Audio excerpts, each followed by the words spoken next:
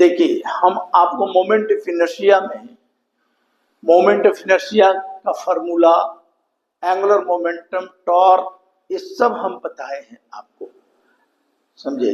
तो वो सब चीज याद रखिए। अब हम आज बताएंगे आपको, देखिए, रेडियस ऑफ गायरेशन भी बताए हैं, मोमेंट ऑफ इनर्शिया बताए हैं, physical significance of moment of inertia बताए हैं, फार्मूला बताए हैं, कंजर्वेशन ऑफ एंगुलर मोमेंटम भी है, टॉर्क भी बताए थे। तो वो सब फार्मूला आप दिमाग में रखिएगा। आज हम बता रहे हैं kinetic energy and work power in rotational motion. तो रोटेशनल मोशन रहेगा तो उस केस में क्या होगा, तो देखिए आपको याद थोड़ा सा फिर हम बता देते कि ये सब चीज यूज होगा। तो देखिए, हम बताए थे आपको कि moment of inertia, torque equal to बताए थे क्या, I into alpha. Angular momentum को एल से किए थे तो आर क्रॉस पी बोले थे। पी क्या है, लीनियर मोमेंटम है, तो पी बराबर क्या है, एम बी।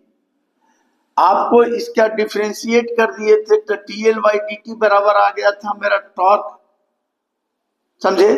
तो टॉर्क को हम बोल सकते थे रेट। अच्छा, टॉर्क होता है क्या, तो टॉर्क बराबर हम बताए थे कि फोर्स इनटू परपेंडिकुलर डिस्टेंस होता है, समझे? तो ये सब फार्मूला आपको दिमाग में रखना है, समझे? अब इसको आर क्रॉस एफ है तो क्या लिख सकते हैं, एफ आर साइन थीटा। अगर थीटा इक्वल टू 90 डिग्री है तो टॉर्क बराबर क्या हो जाएगा, एफ आर। ठीक है, हम बताए थे कि टॉर्क इक्वल टू भी बताए थे कि इसको बोलते हैं rate of change of angular momentum. L क्या है, एंगुलर मोमेंटम है। तो एंगुलर मोमेंटम क्या होता है, तो it is a product of, क्या होता है, it is a product of moment of inertia and angular velocity. तो देखिए, अगर आई बाहर निकाल देंगे तो d by d omega t हो जाएगा। D omega by d t मैंने rate of change of angular velocity को कहते हैं एंगुलर एक्सेलरेशन। तो ये क्या हो गया, आई अल्फा। तो टॉर्क बराबर हम बताएं कि आई अल्फा होता है। साथ में आप लोग को ये भी बताए थे, देखिए हम थोड़ा सा याद करवा दे रहे हैं। ये अब कंजर्वेशन ऑफ लीनियर मोमेंटम है।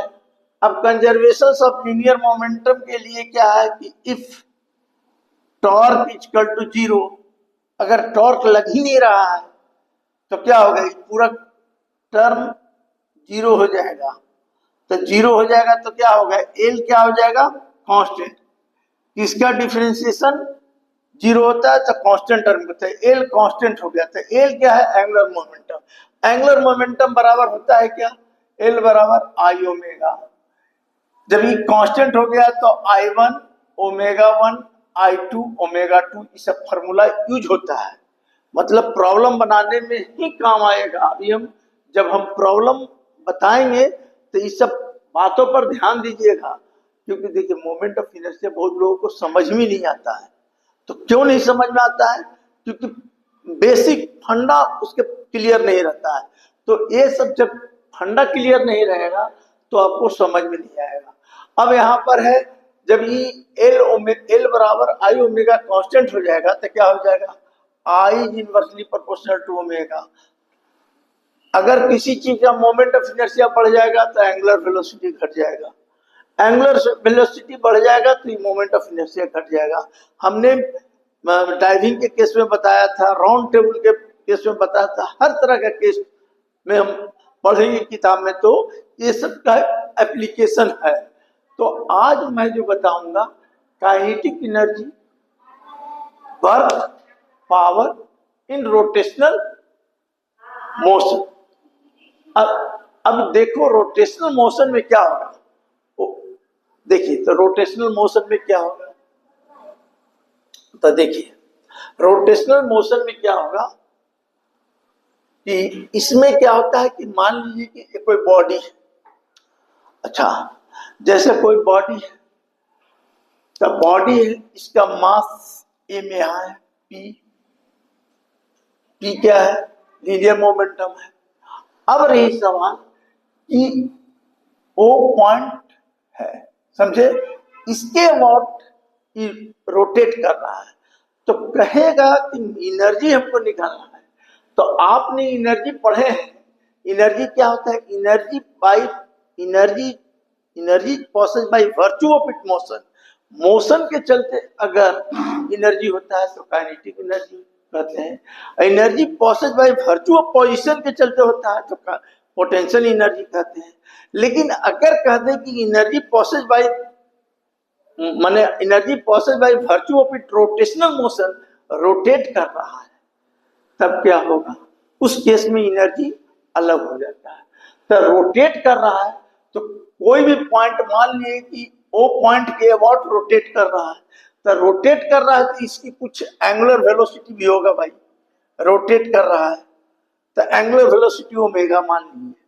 अब कहता है कि एंगुलर, अच्छा मास, कोई भी मास यहाँ पर m है, तो हम आपको बताए हैं कि मोमेंट ऑफ इनर्शिया में क्या होता है, कि मोमेंट ऑफ इनर्शिया क्या होता है कि नॉट ओनली, मतलब मोमेंट ऑफ इनर्शिया, इनर्शिया का मतलब मास, मास जो है मतलब not depends upon the mass. देखिए इनर्शिया जो है not only depends upon the mass, mass पर निर्भर नहीं करेगा, it also depends upon axis of rotation. तो जो एक्सिस नजदीक रहेगा उसी के अबाउट रोटेट करेगा, तो एक्सिस पर निर्भर करेगा। तो इस केस में अगर ये रोटेट करेगा तो ये स्पीड ऑफ पार्टिकल जो होगा इसका, जो मान लिया आर ई पॉइंट है, इसके अबाउट ये रोटेट कर रहा है, तो जो भी होगा इसका लीनियर वेलोसिटी को क्या होगा? तो लीनियर वेलोसिटी जो होगा v बराबर ओमेगा आर। क्यों? आर ई हो गया डिस्टेंस और ओमेगा मूव कर रहा है, आर हो गया। तो इस केस में हमारा काइनेटिक एनर्जी क्या होगा? तो देखिए कि काइनेटिक एनर्जी हमको निकालना है, तो हमको काइनेटिक एनर्जी या वर्क एक तरह का है, माने energy process by virtue of motion in a rotational motion. तो काइनेटिक एनर्जी बराबर क्या लिखे भाई? लिखेंगे हाफ m v स्क्वायर। अभी रोटेट कर रहा है अबाउट दिस एक्सिस, मान ले बॉडी जो है compose of a different mass रहेगा, समझे? बॉडी जो है कम, जो मतलब एक चीज पर खाली कंसीडर किया है m छोटा मास और उसके रेस्पेक्टिव डिस्टेंस r, तो इसलिए हम इसमें क्या करेंगे? v बराबर क्या कर देंगे? Omega R. तो देखिए हाफ ओमेगा आर कर दिए, तो ये क्या हो गया? Half m omega square R square. आप जानते हैं half m R square omega square, m R square बराबर क्या होता है? Moment of inertia I। तो यहाँ क्या हो जाएगा? Half I omega square. ये क्या निकल गया आपका? मतलब एनर्जी, माने energy process by virtue of it motion in a rotational motion, समझे? Energy process by virtue of in a rotational motion में एनर्जी मेरा इतना निकल गया। अब आपको एनर्जी जब इतना आ गया तो देखिए एनर्जी हम लोग कहते हैं क्या? तो देखिए एनर्जी को ही हम बोलते हैं वर्क, ठीक है? वर्क। अगर हम, ये मेरा एनर्जी है और वर्क हम कर रहे हैं, तो वर्क क्या होता है भाई? तो अब हमको निकालना है मान लीजिए पावर। तो पावर क्या होता है? तो रेट ऑफ डूइंग वर्क। तो रेट ऑफ डूइंग वर्क का मतलब क्या हो गया? एनर्जी। तो एनर्जी, तो इसको हम लोग बोलते हैं DP by rate of doing work, माने पावर, इसको बोलते हैं पावर। पावर तो क्या हो जाएगा? तो पावर को हम लोग बोल दिए half I omega square T, T लिख दिए। अब यहाँ पर देखिए कि हमने एनर्जी निकाल दिया, तो देखिए एनर्जी इसमें निकाला होगा, तो एनर्जी हमको मिला इतना। अब आपको पावर निकालना है तो क्या करेंगे? Rate of doing work. तो रेट ऑफ डूइंग वर्क का मतलब क्या हो गया? तो देखिए रेट ऑफ डूइंग वर्क का भी रिजल्ट लाया होगा ही, नहीं नहीं लाया तो नहीं लाया कह दीजिए। तो हम देखिए पावर निकालना है, तो पावर इक्वल टू क्या हो जाए? Half I omega square by T लिखे ना, टी। अब यहां पर देख लीजिए कि power equal to half I छोड़ दीजिए। ओमेगा बराबर क्या होता है? ओमेगा को बोलते हैं, क्या बोलते हैं बोलिए? ओमेगा को हम लोग लिख सकते हैं, देखिए ओमेगा को हम लोग लिख सकते हैं D theta by d T, लिख सकते हैं D theta by d T. तो एक काम कीजिए, यहां कर दीजिए ऐसा, P बराबर हो जाएगा हाफ आई इंटू ओमेगा, छोड़ दीजिए ओमेगा बाई टी। तो देखिए D omega by d T को हम लोग क्या बोलते हैं? Alpha, rate of change of, देखिए ये सब याद रखिएगा, rate of change of angular velocity alpha. तो क्या हो जाएगा? तो half I omega into alpha, ये पी हो गया, ये पावर हो गया। अब पावर को अगर मान लीजिए इसको कर दिए डीपी बाई डी टी, ठीक है, तो क्या हो जाएगा बोलिए? तो हाफ आई अल्फा, और इसको ओमेगा है तो ओमेगा बाई टी करेंगे तो क्या हो जाएगा बोलिए? ओमेगा बाई टी फिर अल्फा हो जाएगा तो अल्फा स्क्वायर आ जाएगा। तो डीपी बाई डी बराबर हो जाएगा हाफ आई अल्फा स्क्वायर, समझे? तो ऐसा, तो कहने का मतलब है कि हमने एनर्जी निकाल दिया, वर्क निकाल दिया, पावर भी निकाल दिया। अच्छा, पावर के लिए ऐसा आप ये चीज दिमाग में बैठा लीजिएगा कि kinetic energy, work and power in rotational motion में रहेगा, तो इतना किया है। तो ये सब चीज आपको, अच्छा आप जानते हैं कि पावर इसको लिख सकते हैं P इक्वल टू, देखिए P इक्वल टू लिखा है, देखिए P equal to tau omega, ऐसा भी लिखा है। P इक्वल टू याद है टो, तो देखिए टो क्या होता है भाई? अब यहां पर P इक्वल टू टो कैसे आएगा? तो देखिए हमने लिखा है P equal to half omega कर दीजिए आई अल्फा कर दीजिए। तो देखिए पीछे हम बताए हैं टो बराबर क्या बताए हैं? आई इंटू अल्फा। तो ये क्या हो जाएगा बोलिए? तो हाफ ओमेगा टो, ये आ गया ना, ये आ गया। तो ये आपका आ गया।